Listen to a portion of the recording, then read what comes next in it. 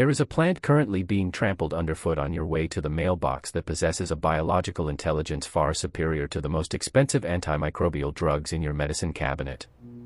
It is a plant that most homeowners spend hundreds of dollars trying to eradicate from their lawns, yet it holds the key to surviving the coming post-antibiotic era.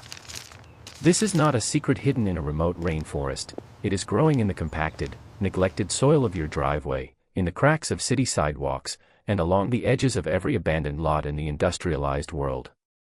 While the modern medical establishment warns of a silent pandemic of drug-resistant superbugs, this humble weed has been quietly dismantling those same bacteria for over 2 millennia.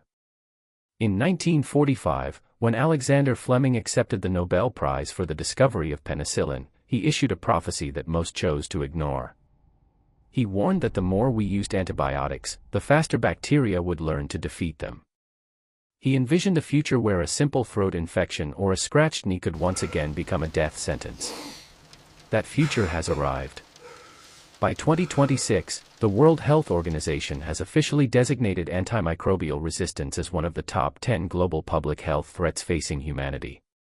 We are no longer approaching the cliff, we have already stepped off it. In hospitals across the globe, doctors are encountering pan-resistant strains, bacteria that are immune to every single antibiotic in the pharmaceutical arsenal.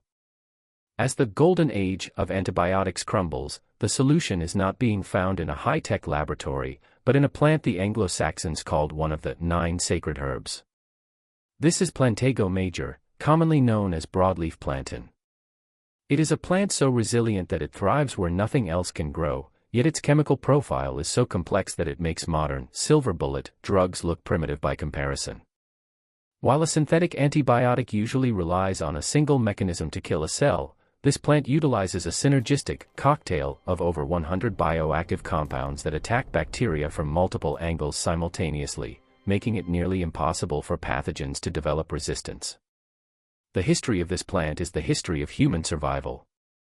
When European settlers first arrived in North America, the indigenous peoples noticed a strange new weed following the colonizers' wagons and cattle. They called it white man's foot, because it seemed to spring up wherever the earth was disturbed by human passage.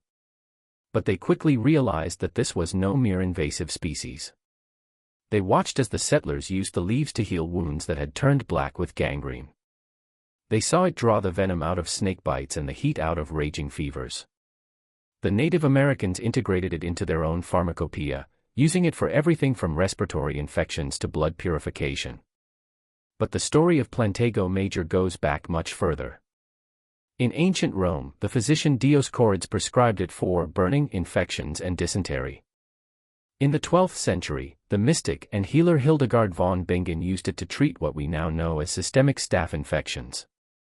In traditional Chinese medicine, where it is known as Cai Qian Chao, it has been used for 2,000 years to clear heat, resolve toxins, and treat urinary tract infections that today would require heavy doses of ciprofloxacin.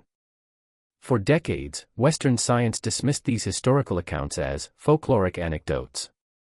That changed in the early 21st century when researchers began to look at the plant through the lens of modern microbiology.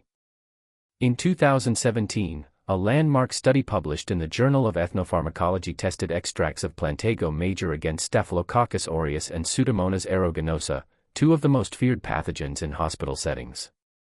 The results were staggering. The plant extracts didn't just inhibit the growth of the bacteria, they completely disrupted their ability to communicate.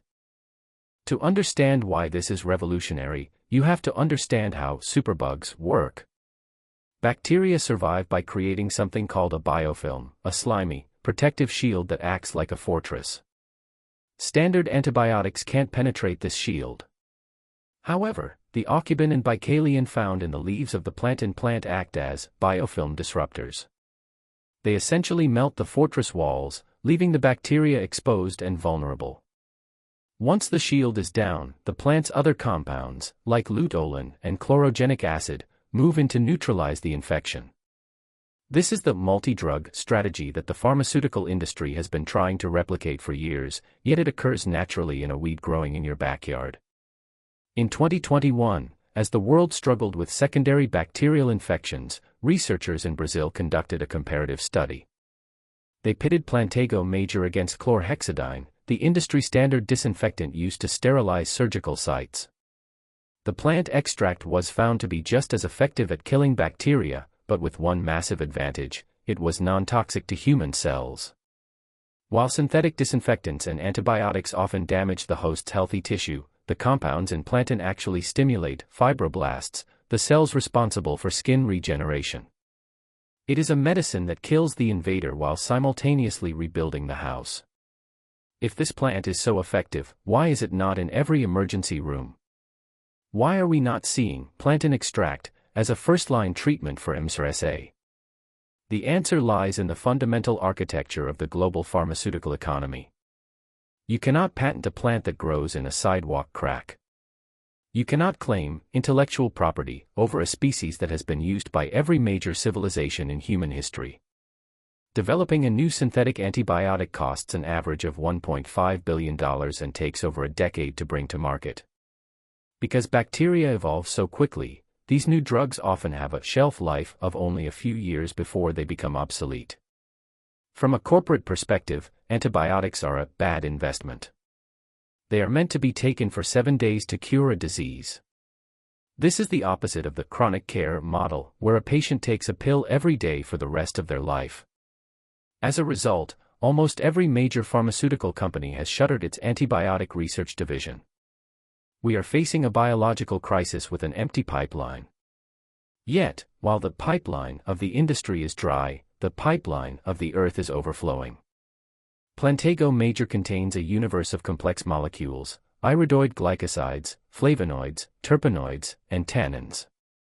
These compounds are produced by the plant as its own immune system to survive the harsh conditions of being stepped on, driven over, and exposed to pollution. When we use the plant, we are essentially borrowing an immune system that has been refined by 40 million years of evolution. Consider the small seed study of 2023, which looked at the plant's efficacy against Escherichia coli. The researchers found that the plant's seeds, which are often discarded, contain a unique mucilage that physically traps bacteria in the digestive tract, preventing them from colonizing the gut wall. This is a mechanical form of protection that bacteria cannot evolve a resistance to. You cannot evolve a way to not be physically trapped. Across the globe, the grassroots rediscovery of this plant is already saving lives in places where modern medicine has failed or is unavailable. In rural parts of Eastern Europe, plantain oil is a staple in every village for treating the red stripe, the telltale sign of lymphangitis, or blood poisoning, moving up a limb from an infected wound.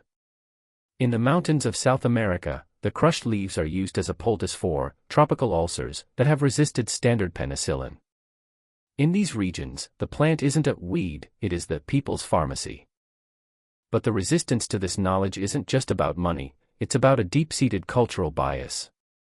We have been conditioned to believe that medicine must be sterile, white, and manufactured in a laboratory to be real. We have been taught that nature is a chaotic force to be tamed with herbicides like Roundup. The irony is that the very chemicals we use to kill the weeds in our lawn are often the same chemicals that disrupt our own endocrine systems, making us more susceptible to the infections that weeds were meant to cure. The statistics for 2050 are grim. The Lancet projects that drug-resistant infections will kill 10 million people per year by mid-century, surpassing cancer as the leading cause of death. We are entering the post-antibiotic winter. In this landscape, the ability to identify and use Plantago major will transition from being a hobby to being a vital survival skill. Identifying this plant is the first step in reclaiming your medical autonomy. Look for a low-growing rosette of leaves. The leaves of Plantago major are oval or egg-shaped, with a distinctive feature: 5 to 7 thick, parallel veins that run from the base of the leaf to the tip. If you pull a leaf apart, these veins will stretch like elastic strings. This is the plant's skeleton, and it's what allows it to survive being stepped on. In the summer, it sends up a tall, leafless spike covered in tiny, inconspicuous green-brown flowers. When you find it, you are looking at a living factory.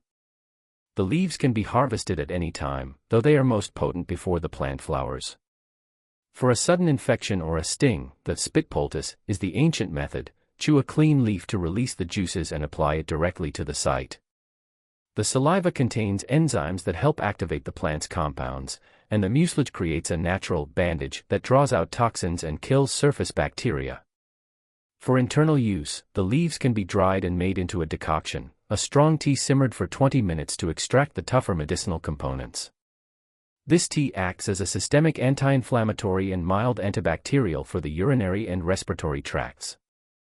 It doesn't just attack the bad bacteria, it soothes the mucous membranes that the bacteria have irritated. Unlike synthetic antibiotics, which act like a scorched earth policy, killing the healthy bacteria in your gut along with the infection, Plantago Major has been shown to have selective activity, leaving much of the beneficial microbiome intact. We are currently living through a great forgetting. We have forgotten that our ancestors didn't survive for thousands of years by luck, they survived because they were deeply attuned to the chemical language of the earth. They knew that for every poison or pathogen the world produced, the earth produced a remedy within walking distance. The pharmaceutical industry wants you to believe that you are helpless without their patented molecules. They want you to see the weed in your driveway as an eyesore to be eradicated. But as the era of miracle drugs comes to an end, the real miracle is revealed to be exactly what it has always been, the resilient, unpatentable, and unstoppable force of nature. The next time you walk down your driveway and see those broad, green leaves pushing through the concrete, stop and look at them. You are looking at a survivor. You are looking at a plant that has survived the age of the dinosaurs, the ice ages, and the age of chemistry. It is waiting for us to remember how to use it. It is waiting to heal us, not because we paid for it, but because it is the fundamental nature of the earth to provide. The silent pandemic of antibiotic resistance is only a death sentence if we refuse to look down. The cure isn't coming from a lab in Switzerland or a startup in Silicon Valley. It's already here. It's been here for thousands of years. It's under your feet, growing in the cracks, waiting to be picked. It is called Plantago Major. And it might just be the most important medicine of the 21st century.